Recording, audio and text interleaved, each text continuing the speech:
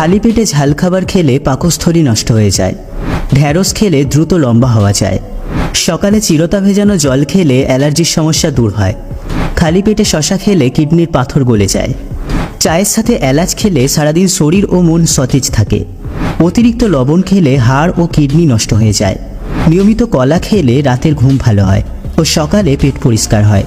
Diabetes বা sugar নিয়ন্ত্রণ রাখতে করলা খাবেন। বয়সের ছাপ দূর করতে মিষ্টি কুমড়ো খাবেন। ফুসফুস ভালো রাখতে চাল কুমড়ো খুবই উপকারী। নানান শারীরিক সমস্যা দূর করতে পটল খাবেন। শ্বাসকষ্ট দূর করতে ঢ্যাঁড়স খাবেন। প্রতিদিন 20 মিনিটের রোদ ভিটামিন ডি এর অভাব পূরণ করে। প্রতিদিন 2টি কাঁচা মরিচ ভিটামিন এ এর অভাব পূরণ করে। কুসুম গরম জলে লেবুর রস ও মধু মিশিয়ে খেলে শরীর থেকে বিষাক্ত টক্সিন বের হয়ে যায়। তেঁতুলের সাথে রসুন বাটা মিশিয়ে খেলে রক্তের চর্বি কমে যায়। ক্যালসিয়ামের ঘাটতি মেটাতে মুরগির মাংস খান। ব্রেনের ক্ষমতা বাড়াতে কুমড়োর বীজ খান। ডায়াবেটিস